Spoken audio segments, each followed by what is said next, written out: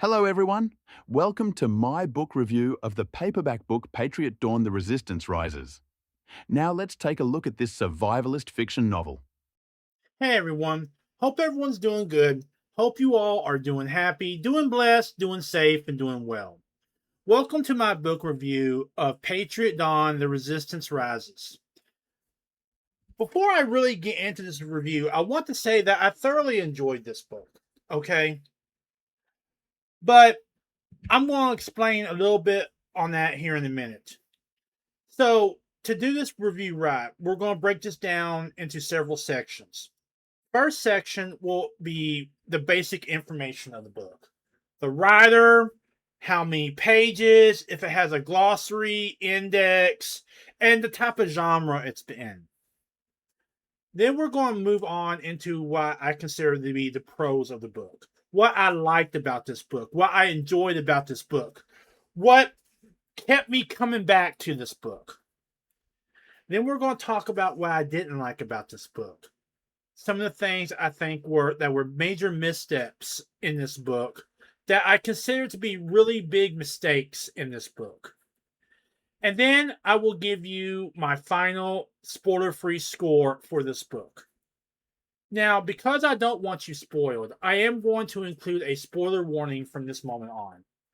As long as you see this symbol, there is possible spoilers for this book. Okay?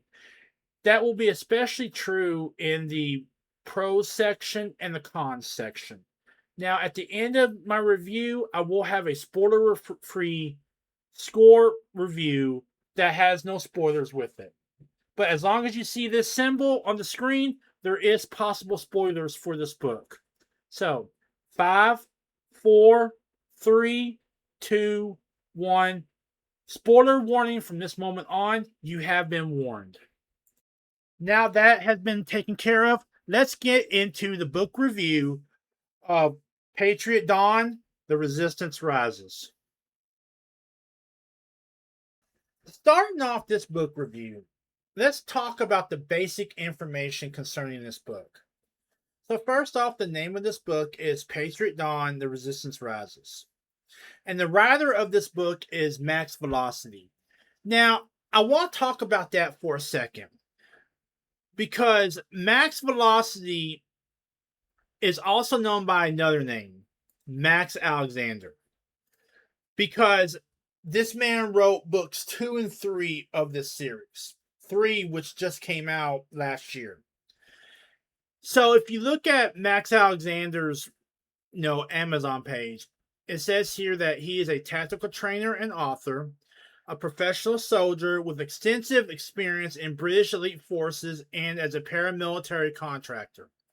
It says here that Max was enlisted and commissioned into the Parachute Regiment and Elite Airborne Infantry Unit, accessible only via renowned Pegasus Company selection, comparable to the U.S. Special Forces units such as the 75th Ranger Battalion, or Regiment, I should say. Max served on a number of combat deployments, and here it says he served as a rifle platoon commander, patrol leader, recruit instructor at the Para Training Depot, anti-armor platoon commander, operations officer, and command on deployments.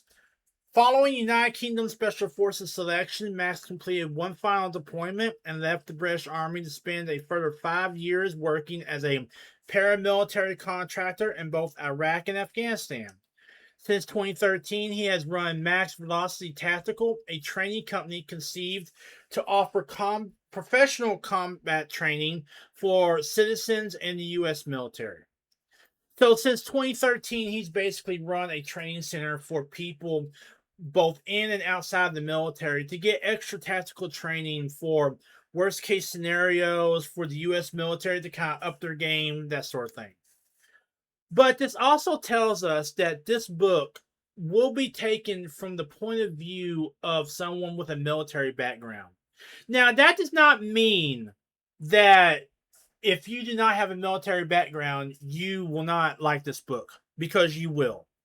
Because there is a decent story in this book. But this will definitely be taken from the point of view of someone who has served, who has been in those places that most people don't go into and has experienced most stuff that people won't experience. Okay. Now, moving on. One of the things about this book is that it is 389 pages long.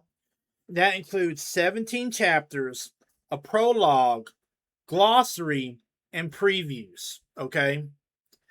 So let me say this. Each chapter is right around 20 pages long.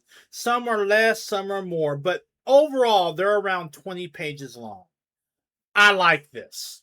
Okay. I really, really like this because it's not so long as to bore you, but it's not so short as to waste your time.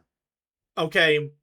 This is kind of the perfect sweet spot for chapter lengths, where they're around 15 to 20 pages long. Sometimes a little bit longer because he wants to get to a good stopping point. Sometimes a little bit shorter because he wants to do something else. But this is kind of the sweet spot I really like about this book, is that it got to that sweet spot of the perfect chapter length. And what's more is that in the chapters, there are places where you can kind of, put a bookmark there and take a break and start back over without really having to reread stuff. Okay, and I really do think that is a benefit. All right. Another thing I liked about this part is the glossary. Okay, this is one of my pet peeves. Okay, is these books do not contain glossaries, do not contain an explanation of terms. Look, I get it. These books are made for people who have served or who know the terms and whatnot. Okay. But there are people out there who will buy these books on a spur of the moment thing. Okay. Who will get these books. And I think having a glossary really does open up these type of books to a more generalized audience, where instead of having to put the book down and Google what a M1A tank is, or what a drone is, or what this or that is, all they gotta do is just go to the glossary and look up the term. Okay? And even if it's just as simple as ATM means anti-tank missile, it still does not take you out of the book. Whereas if you have to, put your book down and go look on Google or Bing or Grok or whatever, it kind of takes you out of the book and makes it easier just for you to put the book down and not come back to it. Okay. Continuing on, this does come in paperback, this does come in digital, and this does come as an audiobook over on Amazon. Okay. I absolutely think that's great. I'm not really into Kindle or audiobooks, but having it as a paperback book, I really like, because there have been books where I've bought the first book and it was in paperback, and then all the subsequent books were in Kindle or digital. And I'm not really into like the digital books. I'm not into the audio books, but just having those options out there does kind of open it up to more people. So maybe you're driving to work and you want to, listen to this book, you can. Or maybe you are into Kindle, okay, and you can just, tap on it and start reading. Or maybe you're like me, a traditionalist who just loves to feel the paper, who just remembers what reading a book was like before swiping left or swiping right on a Kindle. And you just like to feel the paper as you're reading the book. It gives you a tactile feeling, at least from my opinion. Okay. I do like those options on that. Now, this book is in a genre of prepper and survival fiction. Over on Grok, this is how they describe what prepper and survival fiction is. Prepper fiction and survival fiction are overlapping subgenres of speculative fiction, most commonly falling under post-apocalyptic, dystopian, or disaster thriller categories. And it goes down into more information here. And it talks about what survival fiction is, a broad term, what prepper fiction is, a broad term. Survival fiction focuses on characters struggling to stay alive in extreme conditions with limited resources, whereas prepper fiction centers on characters who actively prepare for any number of scenarios. And going on down, and it says common overlaps, which would be post-apocalyptic dystopian or thriller, action adventure, etc. So if I had to put this in a particular genre, this is definitely a survival prepper fiction. But to really hone in on what type of genre this would definitely be a thriller, action adventure prepper type of book. Okay, where it's high tension conflict with raiders or just desperate survivors and tactical elements. And the reason I say that is because throughout this book, there are moments of high action that honestly seem like they were written by Michael Bay. Okay. And in my experience, survival fiction and prepper fiction have always come down to two types of books. Where you've got the first type, where it has a little bit of story and a whole lot of information, where it's more of a training manual than a story. Okay. And then the second type has always been story with little tidbits of information in there to help you prepare for a worst case scenario. This book follows under the second type. Okay. Where it ain't just about the information, it is about the story as well. Okay. Where throughout the book, there is definitely little tidbits of information. But throughout the book, there's also lots of story. Okay. And the story is excellent in this book. I absolutely love it. And just to be in all honesty, this book is about essentially the beginnings of a second American Civil War. Okay. That's what this book is really about. To kind of give you an overall view of what this book is about, the U.S. government has fell and a new regime has taken its place. A father who's just trying to watch after his wife and son is forced out of their home and head into the mountains of the Shenandoah Valley, where they begin a resistance movement with others to fight against this new corrupt regime. Okay.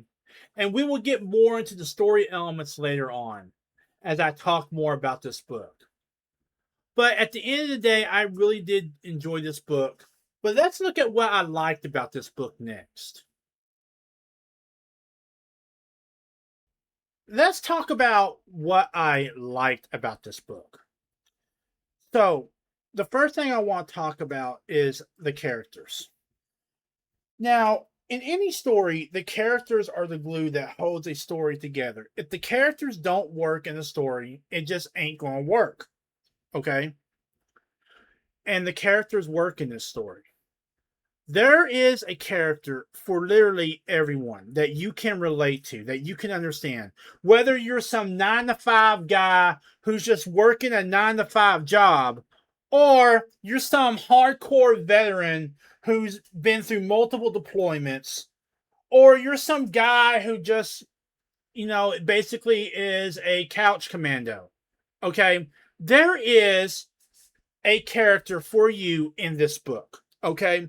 And it's really what draws you into the book. It's really what keeps the story flowing. Because not only do you have these great action scenes where you got tons of characters interacting and fighting and stuff, but you also have these character moments that build upon these characters. Okay. Moments where, they're just trying to keep their family safe. They're falling in love in the midst of combat. They are worried about friends who might be going out on a suicide mission. Stuff like that. So the characters really do draw you in. And whereas the action is great, The character moments really stitch together the action scenes and make this a story worth reading. Now, moving on, let's talk about the story. The story is great. I mean, I don't know what else to say. This is probably one of the better stories I've read in this type of genre. Okay. And this is my favorite genre of books, the survival prepper type of genre. Okay. Now, it has some intense action scenes that are really detailed. Okay. I mean, this guy didn't just pull something out of his hat. There is some real detail in this book concerning how the action happens, where the action happens, how they did this, how they did that, to the point where you could actually use some of these tactics in a real world scenario. And that was probably the point. Okay. So, yeah, the action is incredible. And towards the end of the book, there are scenes and moments. I mean, towards the end of the book feels like something Michael Bay would have written. Okay? It has incredible action scenes, especially one that literally feels like something Michael Bay would have done. Where you have resistance fighters aided by the Republic of Texas who have broken away from the regime launching an airborne assault onto the White House and dropping troops and supplies onto the National Mall. Okay? I mean, it's literally something out of the movie Civil War or something else. Okay? I mean, troops being airdropped onto the National Mall to launch a raid against the White House. Okay, which is now under the control of this corrupt regime. I mean, it's literally something that Michael Bay would have come up with if he was doing this type of movie. Okay, if he was making this type of movie, a survivalist fiction movie, that's something that he probably would put in it. Okay, now another thing that's I really liked about it is it's very easy to discern who the good guys are and who the bad guys are. Okay? And even as many of the people who started out as bad guys come over to the side of the good guys, you can see it happening. Okay? You can see people starting to lose faith in the regime. And you see that as that happens, the regime gets more and more brutal, especially this one guy this guy was created to be hated on. Okay? And literally, it pulls no punches in this area. You know who the good guys are. You know who the bad guys are. Even if they're fighting for the bad guys, you know what their motivations are. And you know that truly they're not evil men. They're just being forced to do A, B, C, and D because this corrupt government in the book has either taken their families or forced them to do this for extra food rations or whatever. And there's one guy in particular who was basically created to be hated on. Okay. And finally, one of the pros I really like about this book, one of the things I really like about this book is that they know the area. Okay. They really do know the area and they're very specific about the trees in the area, the roads in the area, the towns in the area, all that. Okay. The people who wrote this book are very familiar with this area. And it shows in the book and how they describe the area, how they describe the fighting, how they describe, where this town is, where this road goes up, where that road goes, etc., etc. Okay, so if you need a point of reference, all you got to do is just go on Google Maps or something and find it. Okay, now I will talk about this more later on, but yeah, it is very evident that the people behind this book knew the area they were writing about, or at least heavily researched the area they were writing about. But now that we've talked about what I liked about this book, Now let's talk about what I didn't like about this book.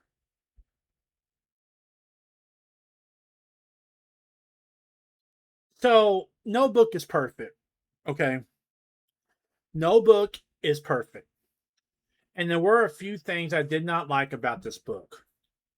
So, getting started off with this area of the book review, we're going to talk about how the story feels rushed towards the end. Now, there is a prologue and there is 17 chapters. Once you get to chapter 12, it feels like things go so fast and are so rushed. Okay. I mean, literally, it just feels like everything is rushed so quickly. Okay. 1 minute they're up in the Shenandoah Valley, launching raids and stuff, and the next minute they're launching a airborne assault against the White House. Okay. And even that scene, as incredible as it is, feels rushed. Okay? It really does feel rushed. Those chapters from 12 to 17 just feel so rushed in how everything proceeds and how everything goes that I think they were trying to get to a point where they can end this book and start the next one. Okay? I think if they had just added a few more chapters, kind of stretched things out just a little bit more, then I think the ending would have been a whole lot better than what it was. The ending wasn't bad by any stretch of the imagination, okay? It just felt really rushed, in my opinion. So earlier, I talked about this book coming from a military mindset. Now, that is a good thing because it makes it easy for the author to, you know, talk about and describe the actions that the soldiers take on the battlefield. Whether you're talking about resistance or you're talking about, the regime forces, okay? It can get easy to get lost in what this unit is doing, what that unit is doing, okay? Who's in first platoon? Who's in second platoon? Who's in the fire support platoon? What does this platoon do? Okay. So, yeah, it can get easy to kind of get lost in the different units that are fighting, especially during the battle scenes. Okay. And that's not necessarily the author's fault. Okay. But for someone who has trouble doing that, keeping things straight in their head, it can get confusing what this platoon is supposed to be doing, what that platoon is supposed to be doing, who these guys are, what is this guy, etc., etc. Okay.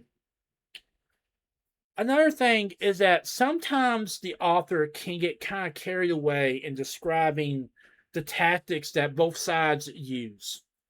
Now, this ain't necessarily a horrible thing, but he kind of gets carried away with it. Okay.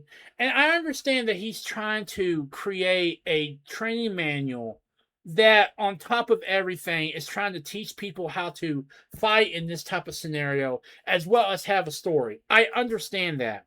But it's just that sometimes he can get kind of carried away in describing what all these military units are doing, why they're doing them, how they're doing them, where they're doing them, and it kind of slows down the pace of the book in some areas. Okay. So, yeah, the author can get kind of carried away with the descriptions of how military units are acting, what they're doing, what their purpose is, etc. So, this book does contain a glossary, which I'm happy for. Okay, I'm honestly happy for. One of my pet peeves concerning this type of book is the fact that most of these types of books do not contain any explanation of terms or glossary. And so they kind of keep locked up in this military area of books. Okay. But this one does have a glossary, which I'm happy for because it doesn't allow someone to be pulled out of the book to go search for what a M4 rifle is or what an M1A1 tank is, etc., etc.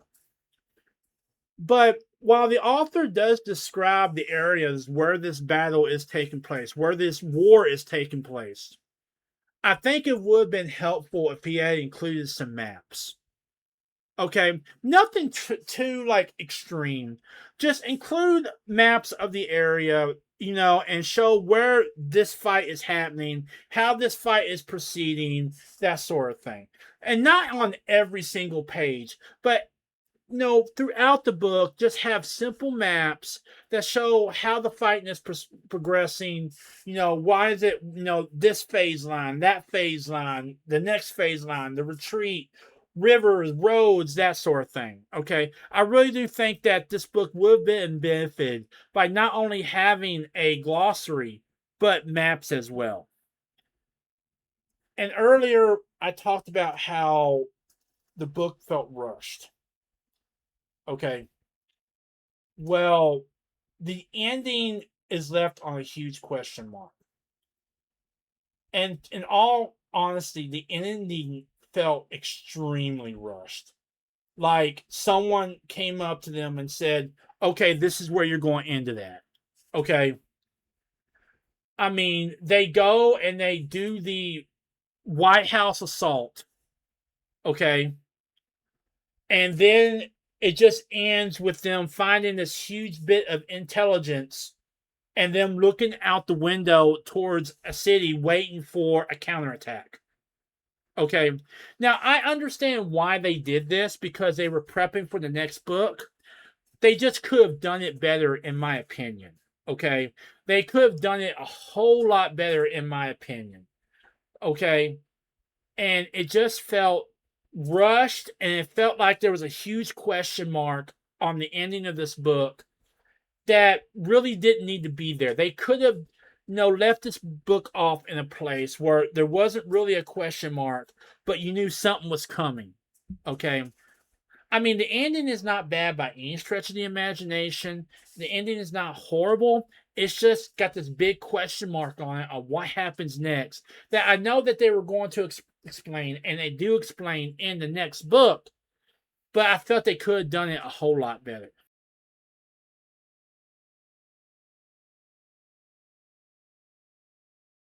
So now it's time for my final score. So there's a lot to like about this book. The characters are great. They draw you in. They stitch the story together into a cohesive story. Okay. The story itself is incredible with not only action moments, but moments that drive character growth and development. All right. It's very easy to discern who is good and who is bad. There is no ambiguity in it. Okay. There's no questioning who is good and who is bad. Even some of the bad guys you can tell are good because they're being forced to do A, B, C, and D. And eventually they come over to the good side. So there is no question who the good guys are and who the bad guys are in this book. This has an abbreviation glossary, which is one of my pet peeves, and really helps this book go to a wider audience instead of just those with a military mindset or those who know certain terms and whatnot. Okay.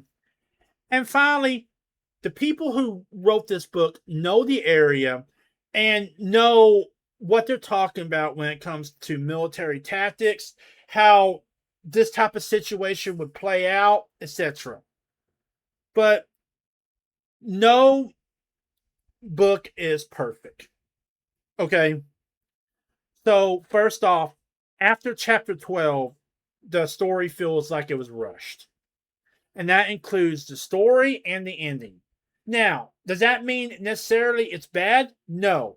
It just feels like really rushed, like they were trying to get to a point where they could end the book and then continue on into the next book. Okay.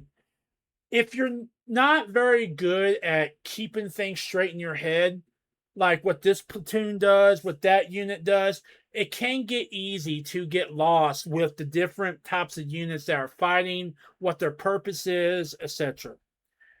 The author, while he is very precise in what he talks about, he knows what he's talking about, he can get kind of carried away with describing what these units do, how they do it, why they do it, where they do it, etc. There was no included maps in this, and while he does describe the area in great detail, he knows what he's talking about. I felt that maps could have been an added bonus to not only supplement the glossary, but also to kind of make it more visual for someone who maybe doesn't know that area, where they won't have to just go on Google and try to find out where this area is. And finally, the ending was very rushed, and I felt that they could have done the ending a whole lot better. Okay, the ending really was left with a big question mark in such a way that I think that it was just too rushed. And while the ending is not bad by any stretch of the imagination, like I said before, it still felt rushed. It had a huge question mark on it, which I know is going to be addressed in book 2, but still, they could have done the ending better.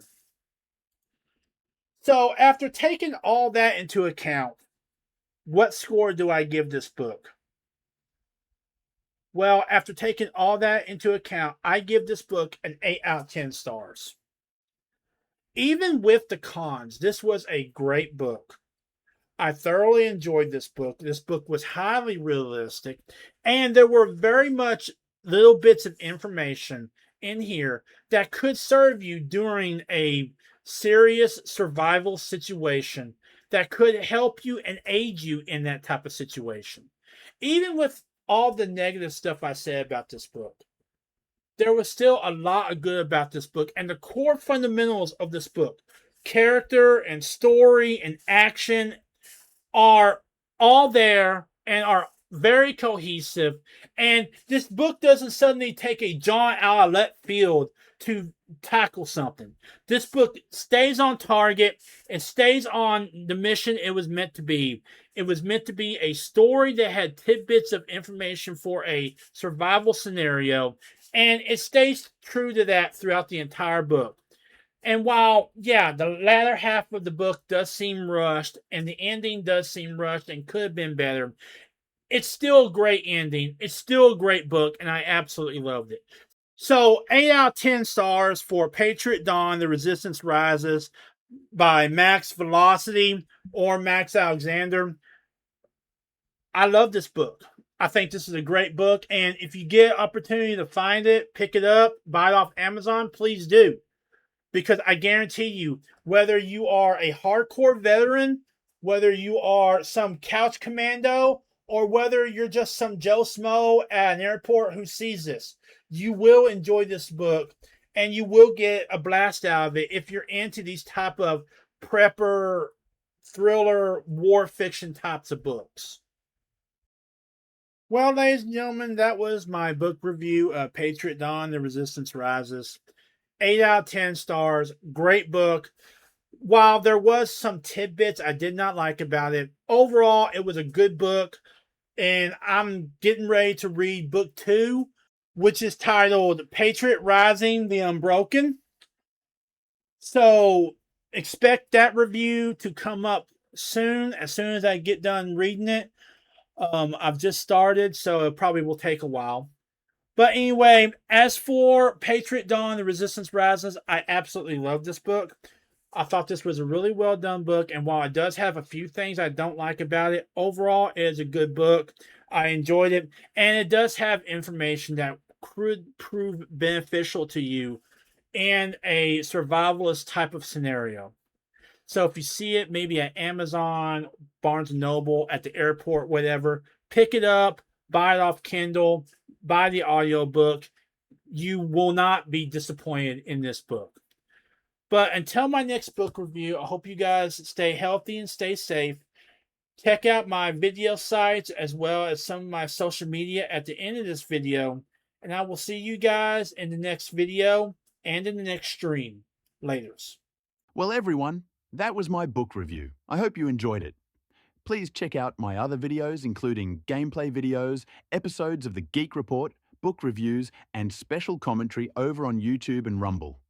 Also, let me know what you think on X. I will see you in the next video in the next stream. Laters.